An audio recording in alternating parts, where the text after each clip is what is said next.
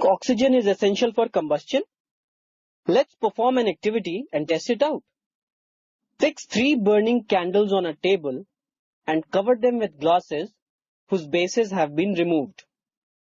Now, put the glass over the first candle in such a manner that it rests on 2 wooden blocks, as you can see on the screen.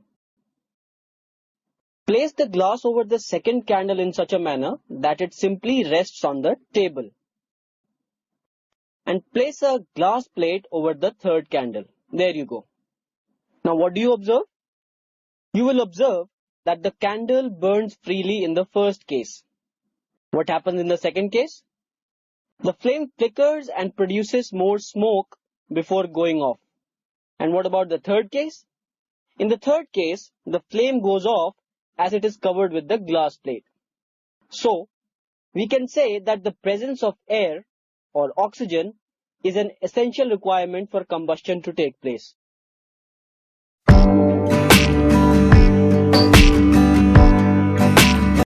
In our environment, the water changes state. Let's try to understand it better. Take this container, put it on a gas stove, pour some water in it. Now let's boil this water. What do we see after some time?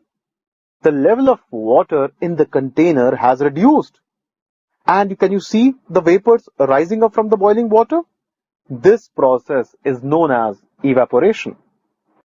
Now let's cover the pot containing this boiling water with a lid.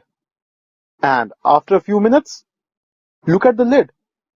Do you see the formation of droplets of water on the inner surface? So the water drops thus formed are actually the condensed form of water vapor.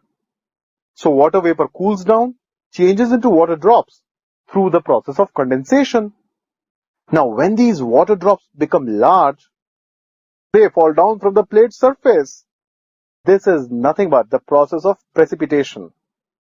So what did we do? Well, in our environment, we had water evaporating from water bodies, condensing, and then precipitation happened. That is a rainfall. We just try to mimic that process in our kitchen.